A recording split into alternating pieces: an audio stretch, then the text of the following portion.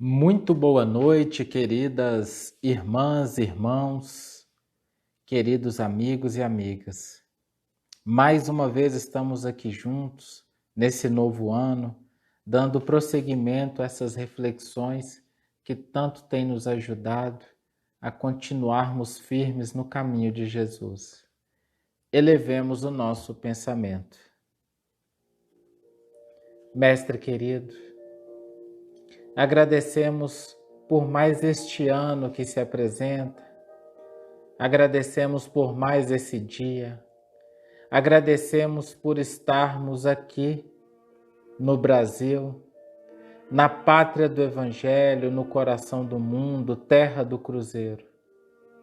Agradecemos pela nossa vida, pelo nosso planejamento encarnatório e por cada uma das oportunidades que nos são apresentadas no dia a dia para que possamos vencer a nós mesmos. Mestre amado, dai-nos força, Mestre querido Jesus, para que a nossa fé se torne cada dia mais sólida, mais firme, que a nossa confiança em Ti cada vez mais se torne inabalável, de maneira que a gente caminhe com mais firmeza, com menos ansiedade, com mais serenidade e com menos temores e com menos aflições. Auxilia-nos, Mestre Jesus, no dia a dia da nossa jornada, para que a gente consiga sempre orar e vigiar, e nos momentos de alegria e nos momentos difíceis, possamos sempre nos lembrar de elevar o pensamento e nos conectar com a espiritualidade maior, para sempre agradecer e rogar amparo para que continuemos no caminho reto. Que seja feita a Tua vontade em nossas vidas, Mestre querido, e rogamos de Ti o auxílio para o início do estudo dessa noite, que as equipes maiores possam estar em todos os lares que nos acompanham neste momento. Que assim seja. Que assim seja. Nós estamos trabalhando o capítulo 19 do Evangelho segundo o Espiritismo. É um capítulo dedicado a trabalhar a questão da fé. Hoje, nós vamos trabalhar os itens 6 e 7 do capítulo 19 do Evangelho segundo o Espiritismo. Esses itens eles são intitulados como a fé religiosa, condição da fé inabalável. Nós separamos um pequeno trecho para o estudo de hoje. Allan Kardec nos apresenta a seguinte reflexão. Do ponto de vista religioso, a fé é a crença nos dogmas particulares que constituem as diferentes religiões. Todas as religiões têm os seus artigos de fé. Sob este aspecto, a fé pode ser raciocinada ou cega. A fé cega, não examinando nada, aceita sem controle o falso como o verdadeiro e se choca a cada passo contra a evidência e a razão. Levada ao excesso, produz o fanatismo. Quando a fé repousa sobre o erro, ela se destrói, cedo ou tarde. A que tem por base a verdade é a única segura do futuro, porque não tem nada a temer do progresso das luzes, já que o que é verdadeiro na obscuridade o é igualmente em plena luz. Cada religião pretende estar na posse exclusiva da verdade. Preconizar a fé cega sobre um ponto de crença é confessar sua impotência em demonstrar que se tem razão. Não há fé inabalável senão aquela que pode encarar a razão face a face em todas as épocas da humanidade. Caros amigos, Na noite de hoje, iremos fazer algumas reflexões sobre o livro de Joana de Ângeles, Vidas Vazias. E diz-nos a mentora que quando nós nos dispomos a falarmos sobre o Evangelho, a gente se surpreende, porque as verdades que a gente coloca não alteram o comportamento de corações amigos para buscarem a vivência com Jesus. Alguns elogios encantados com as verdades que nós falamos, que eles ouviram. No entanto, se vinculam às mesmas atitudes materialistas, presos nas ilusões que os dominam. As ilusões da terra são muito difíceis de serem rompidas. E apesar do caminho de Jesus ser realmente o que nosso espírito almeja, a gente prefere ficar nas ilusões. Outros irmãos nem conseguem perceber as belezas que foram enunciadas e se permitem arrastar pelos automatismos do cotidiano. Não, porque eu tenho que fazer isso, eu tenho que fazer aquilo, eu tenho que fazer aquilo outro. E aí o tempo passa, a vida passa, porque a encarnação é muito rápida e aí se perdem nas coisas do cotidiano. Uma grande parte que nós estamos assistindo, vendo, participando de amigos queridos, eles permanecem amargos, depressivos, a tudo censurando, acostumados à crítica doentia e destrutiva. E parece que o bem foi esquecido na Terra, nessa sociedade que a gente vive. E os equívocos morais, sociais, econômicos levam àqueles que se propugnam a viver o Evangelho, parecem assim, desculpe o termo, mas bicho raro. É alguém diferente. E aí essas pessoas que buscam viver o Evangelho adotam uma atitude de desânimo. Porque, ora, ninguém me ouve, ninguém me entende, ninguém consegue caminhar, acham que o que eu estou fazendo é errado.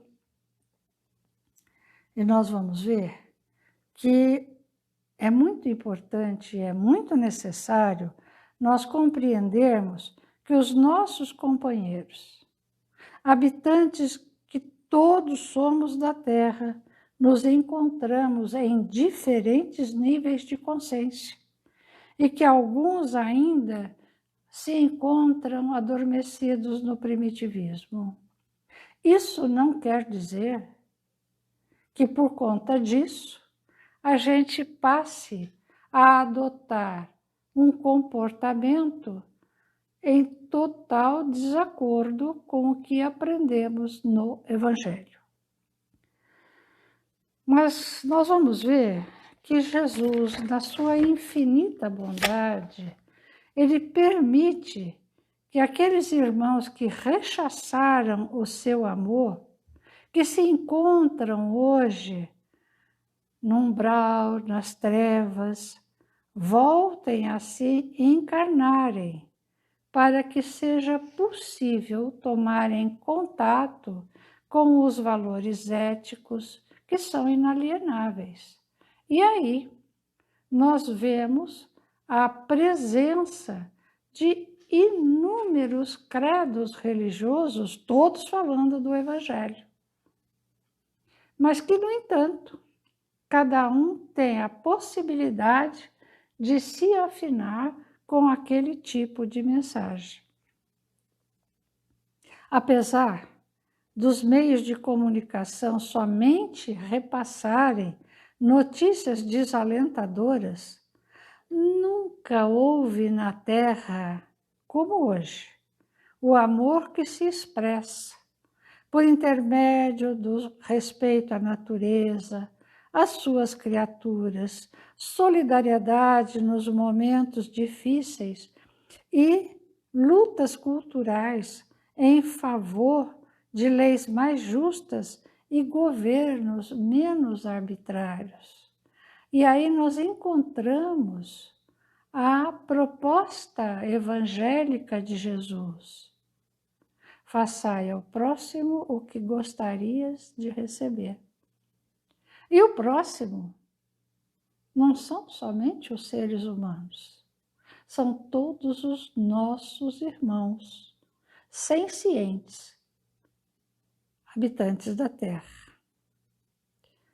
No entanto, também, aquela velha geração, ainda iludida, ela acostumada a esmagar, subtrair, mentir, impor falsas filosofias de justiça e de prazer, luta com tenacidade contra a nova geração, aquela que se propõe a viver o Evangelho.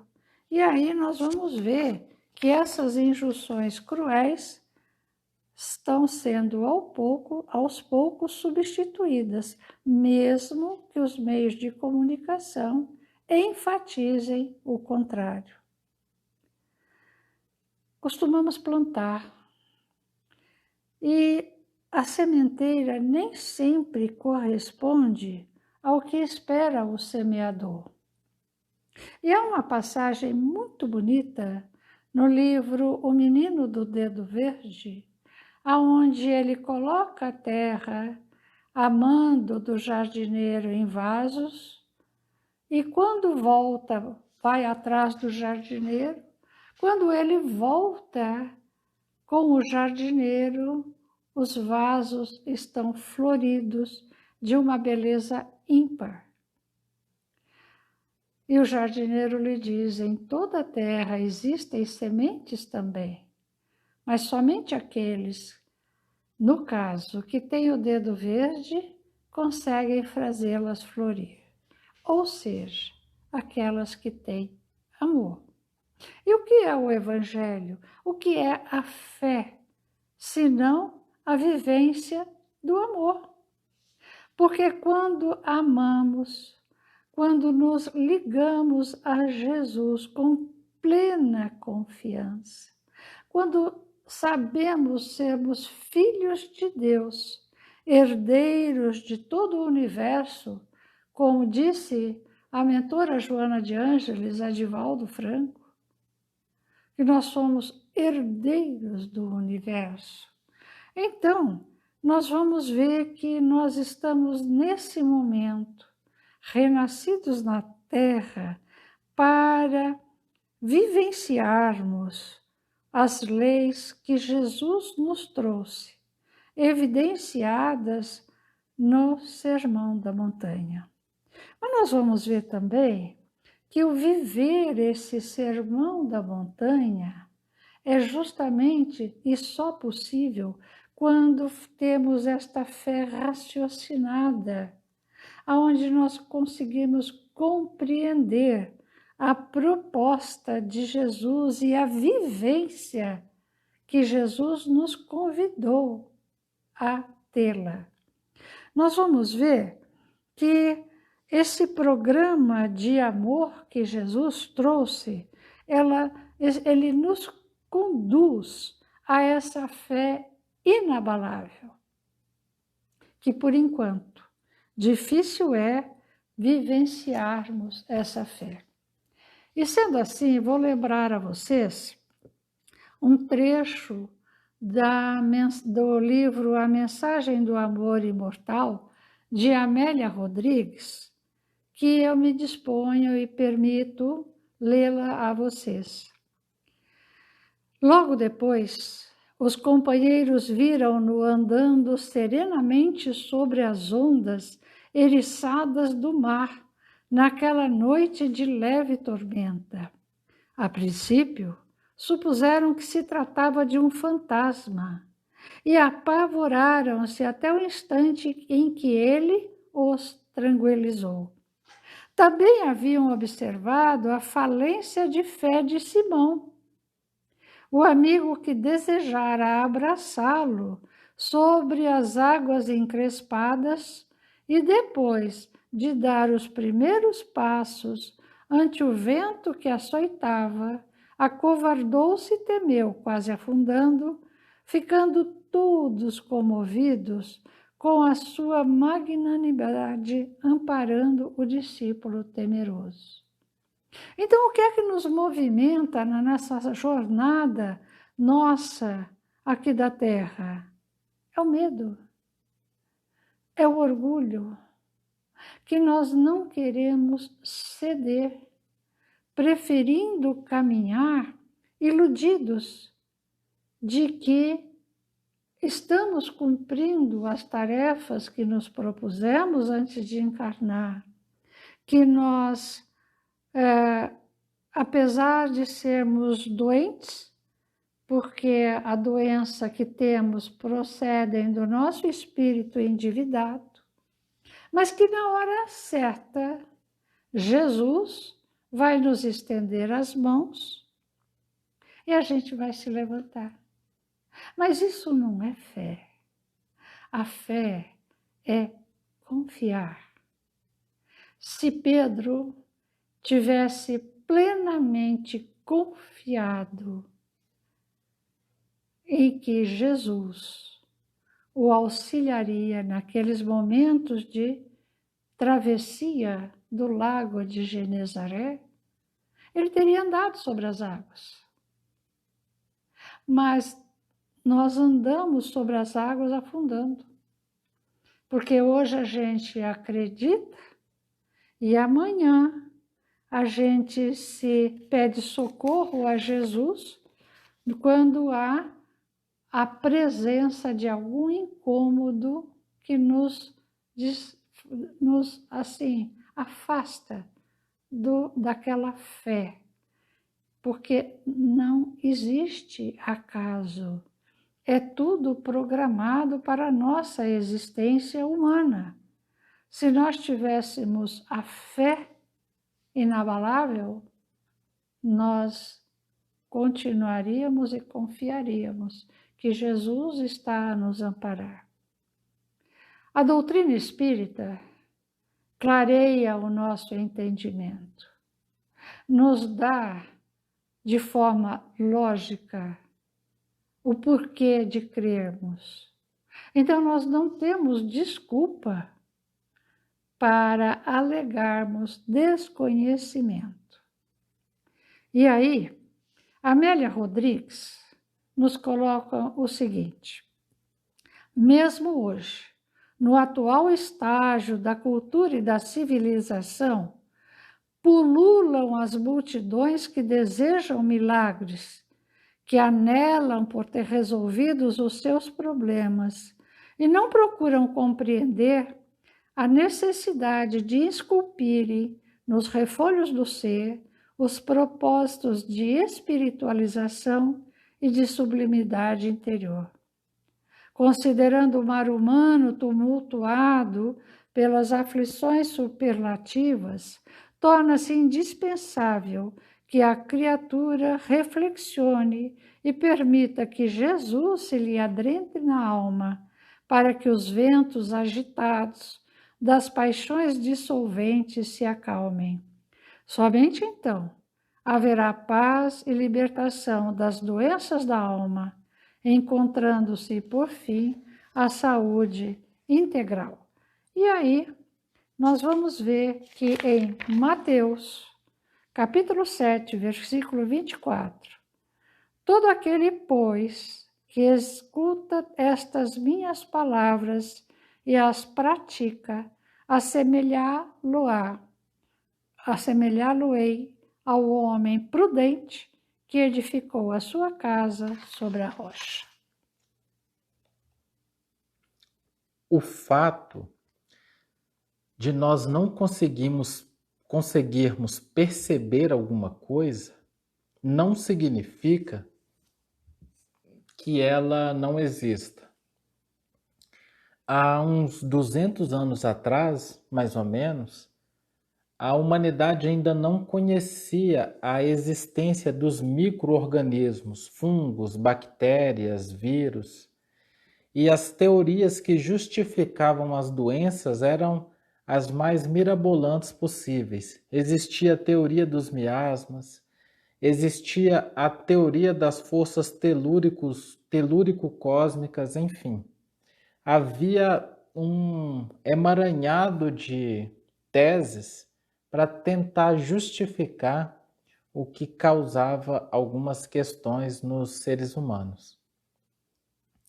Da mesma forma que nós temos essa questão dos micro-organismos, com o passar dos milênios, dos séculos, cada vez mais a ciência vai descobrindo coisas, nos apresentando um mundo, o mundo do invisível, o mundo dos fluidos, questões essas que, se nós voltarmos séculos ou até mesmo décadas, nós não teríamos a menor ideia. Hoje, ou qualquer outro dia, se nós olharmos o céu, mesmo num lugar bastante escuro, tudo que nós vamos ver no céu não significa que é o que está no céu. Existe uma série de estrelas, galáxias, astros, que emitem luzes que não estão na nossa faixa de percepção visual. O olho humano, ele consegue perceber o espectro da luz do vermelho ao violeta. Por isso que nós temos o espectro ultravioleta, ou seja, acima do violeta, e o infravermelho, abaixo do vermelho. Então, qualquer coisa fora do vermelho ou violeta, nós não percebemos. Isso é tão verdade que a NASA, em 1991, lançou um telescópio no espaço infravermelho. Essas imagens que nós vemos na internet, maravilhosas de galáxias, nós jamais conseguiríamos enxergá-la, porque o nosso olho não vê. Então é tirado uma foto infravermelha e essas cores, elas são convertidas para esse nosso espectro visível. Mas o fato de nós não enxergarmos acima do violeta e abaixo do vermelho não significa que aquele planeta não está exatamente agora, a estrela está exatamente agora no céu a brilhar. Por que a NASA gastaria tanto dinheiro, bilhões de dólares, para enviar um microscópio, um telescópio infravermelho? Essa questão ela é interessante e respalda esse nosso assunto da fé. Por quê? Eles não tinham enxergado ainda. Haviam teses, haviam propostas, estudos que diziam que haveriam astros que emitiriam luzes em outros espectros. Eles ainda não tinham percebido, e com o desenvolvimento da ciência, chegaram a essa conclusão. Então, nós podemos dizer que esses cientistas, eles foram extremamente humildes, porque eles se permitiram estudar algo que eles ainda nem sequer percebiam, mas o fato deles não perceberem não anulou a vontade deles de continuar buscando, de continuar perseguindo esse entendimento. Então eles tinham a certeza que havia algo a mais, mas que eles ainda não enxergavam. E esse esforço em buscar esse algo a mais os levou a comprovar que eles estavam certos. Isso é fé. A fé, ela nasce dessa conquista é necessário que se tenha um esforço.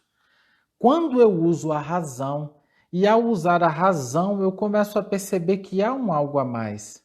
Se eu passar a olhar o planeta Terra, se eu passar a olhar uma flor, olhar uma semente, depois enxergar um fruto, uma árvore gigantesca, nós vamos começar a sentir que há um algo a mais. E se nós começarmos, a exemplo desses cientistas, a fazermos uma pesquisa desinteressada, livre de preconceito e nos dedicarmos, nos esforçarmos, nós vamos construir essa fé. Essa é a fé inabalável. É aquela que trabalha face a face com a razão e não teme a razão. Ela se entrega, ela se permite sair desse orgulho e segue em frente. Só para efeito de comparação, abelhas e formigas enxergam no espectro ultravioleta, ou seja, uma formiga percebe coisas que nós não vemos. Por isso que elas andam à noite com tanta tranquilidade, acham o nosso açúcar e voltam para casa. Elas não precisam desse tipo de luz que nós precisamos. E alguns peixes e anfíbios, eles enxergam no infravermelho, abaixo do vermelho. Então eu posso apagar todas as luzes. Um lago parece que vai estar totalmente escuro, mas o peixe ainda vai conseguir se localizar, porque ele vai pegar as reminiscências de luz de estrelas que emitem luminosidade infravermelho, que para nós está tudo escuro e para um peixe não. Olha o quanto nós temos a aprender e o quanto nós somos limitados. Nós ainda nos colocamos como o centro do universo. Mas essa comparação é muito oportuna. Um peixe enxerga mais que a gente.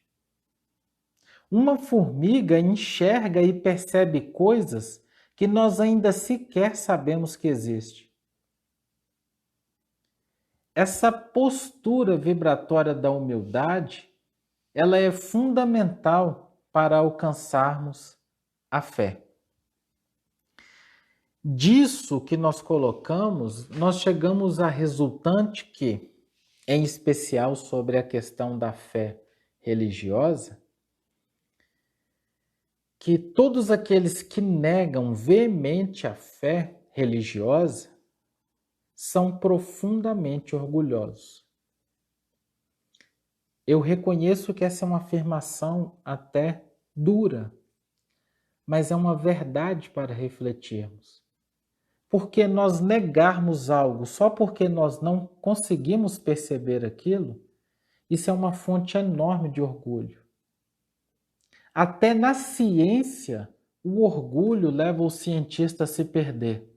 As grandes descobertas, elas só nascem a partir da humildade, que é o fato de eu perceber que existe um algo a mais que eu ainda não conheço. E pelo fato de nós ainda estagiarmos neste orgulho, nós tendemos a reduzir o mundo à nossa capacidade de percepção, como se nós fôssemos a sabedoria do universo. Então, em linhas gerais, nós agimos mais ou menos assim. Se eu não percebo, se eu não enxergo ou se eu não consigo entender, quer dizer que isso não existe. Só existe no mundo aquilo que sei e aquilo que acho que é certo. De maneira geral, via de regra, cada espírito age assim. O mundo se resume àquilo que eu acho que é correto. O mundo se resume às minhas experiências. Nós pouco estamos abertos a reflexionar, a refletir, a ter a humildade de avaliar outros parâmetros e renovar ideias, renovar pensamentos. A fé é isso. A fé é esse movimento constante de renovação de pensamentos e sentimentos no amor. Isso é a lei de evolução. Não tem como evoluir sem fé. A partir do momento que eu acho que não tem mais nada a ser descoberto, não existe nada além de mim, eu estou simplesmente estacionando a minha evolução. Estou parado. Então, esse movimento humilde da fé é justamente o movimento que nos leva a crescer exponencialmente. Sem esse padrão vibratório de fé, de buscar, de acreditar no além, de acreditar além daquilo que os meus sentidos mostram, de estar aberto a compreender novas interpretações, sem isso, nós nos perdemos nos buracos profundos do orgulho e ficamos estagnados. Nós ficamos ignorantes, esse é o termo. Porque nós vamos continuar até hoje com práticas antigas. Eu tenho um conhecido que até hoje ele guarda dinheiro em casa e guarda dinheiro debaixo do colchão. Porque ele diz que os bancos podem roubar, podem falir. Ele tem crenças da época que o pai dele passou da recessão que teve em 29. E até hoje ele age dessa maneira. Mora num sítio. Parece engraçado, né, a gente colocar isso, mas em relação a esse conhecimento religioso, grande parte da humanidade está nesse padrão, guardando dinheiro no colchão. Estacionado em crenças, em constatações, em negacionismos de toda espécie, que não são verdades. E eu volto a dizer, a fé não está relacionada com nada milagroso, não. É a constatação de uma realidade, são forças que nós ainda não dominamos. É aceitar que existe toda uma esfera espiritual que nós ainda não percebemos, mas que estamos chegando lá. Porque a ciência está caminhando na direção da fé. Dia após dia, a ciência caminha na direção de mostrar que o mundo não é somente o que os nossos sentidos percebem.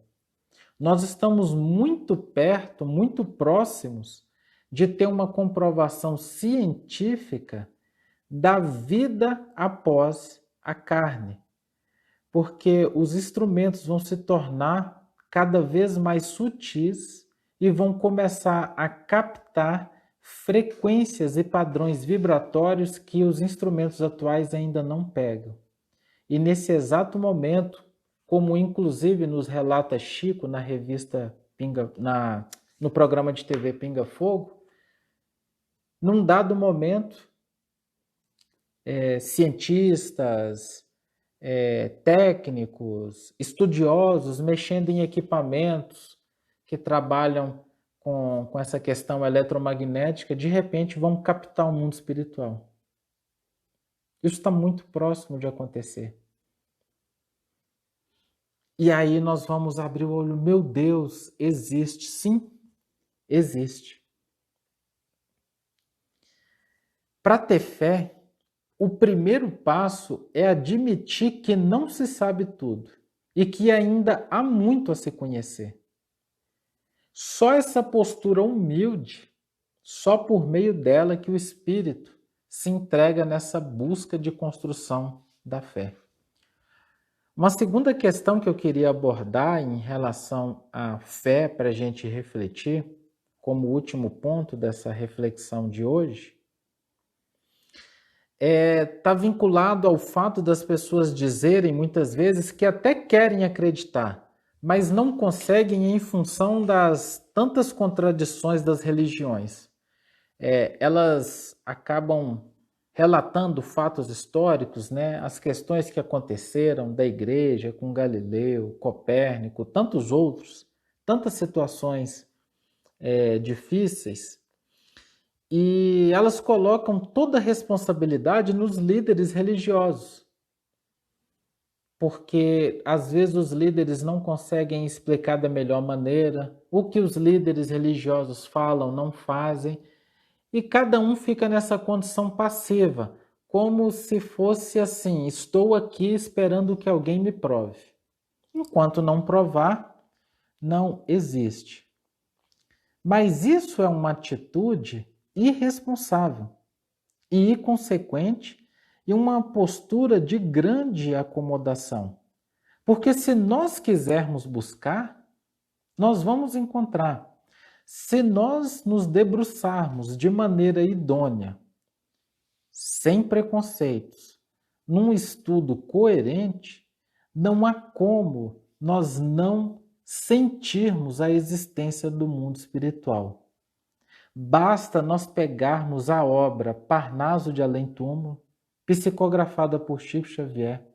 Essa obra foi estudada por linguistas que comprovaram que os poetas e os escritores que estão ali naquela obra realmente têm um padrão de escrita igual aos quando eles estavam vivos. Então nós temos personalidades como Olavo Bilac, Humberto de Campos, que escreveram ali. E por que eu estou colocando essa obra? Porque o Chico, ele estudou somente até a 4ª série. Como o Chico escreveria mais de 500 páginas de contos, crônicas, poesias, de mais de 20 autores diferentes, da própria imaginação em tão pouco tempo. E se nós nos dedicarmos a ver os estudos psicológicos de Leon Denis e de tantos outros estudos parapsicológicos da ciência moderna, nós vamos perceber com clareza que o mundo espiritual está entre nós.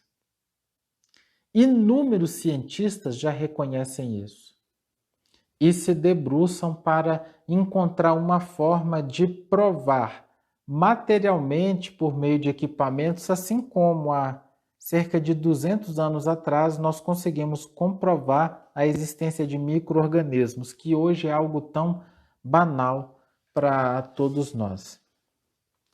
Essas pessoas que dizem que gostariam de acreditar, mas não conseguem, na verdade, nós precisamos avaliar, todos nós, se isso não é um ato de fuga. Porque é confortável. Porque enquanto eu não acredito na religião, eu posso continuar preso no egoísmo, nas vaidades e no orgulho, fazendo o que eu quero. Porque a partir do momento que eu sinto a verdade moral do Evangelho dentro de mim, eu passo a me tornar responsável por tudo que eu fiz. Talvez este seja um dos grandes pontos que levem as pessoas a negarem a fé. Porque elas teriam que admitir e assumir a responsabilidade por todo o mal moral que elas ocasionaram. Então é mais fácil, é mais cômodo negar. É mais cômodo nós dizermos que não existe essa questão espiritual.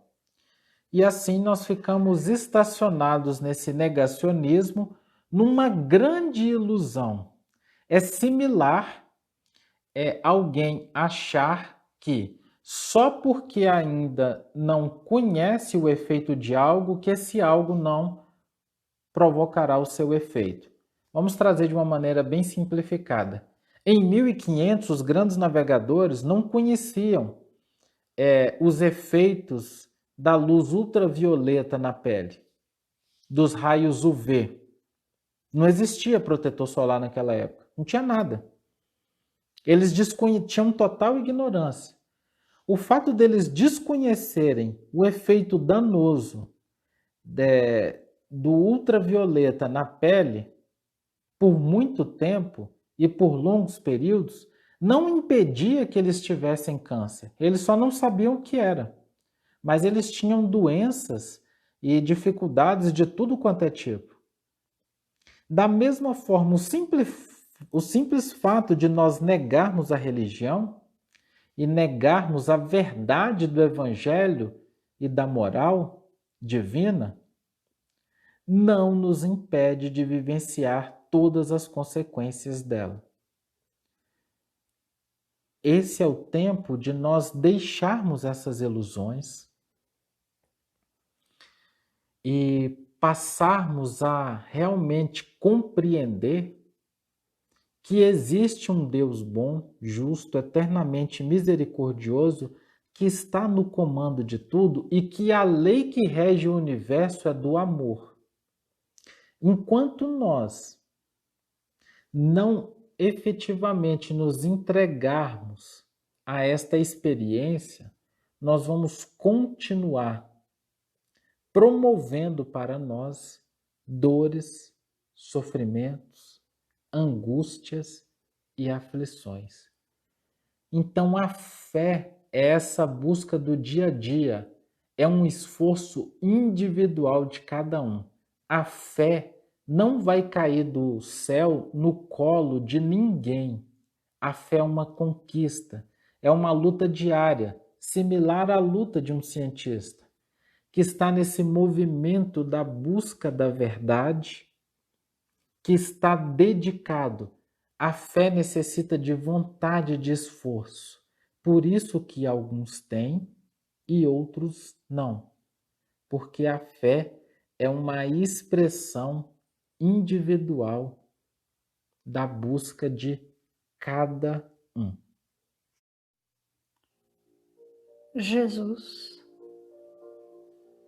agradecemos, amado amigo, por esse momento de reflexão sobre as tuas verdades.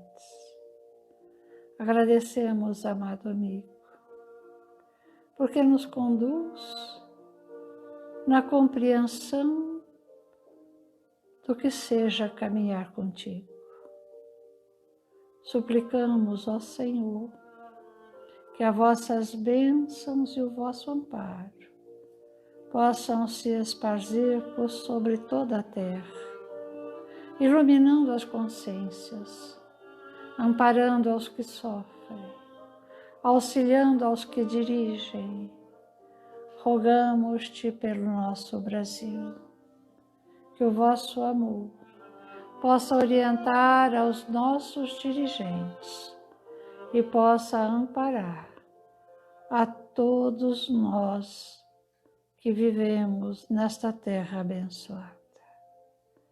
Que Jesus abençoe aos lares de todos os nossos irmãos que estão conosco neste momento de reflexão e que possamos rogar ao Senhor que nos auxilie, amado amigo, a estarmos contigo. Sê conosco, doce meigo, pastor. Que assim seja. Que assim seja.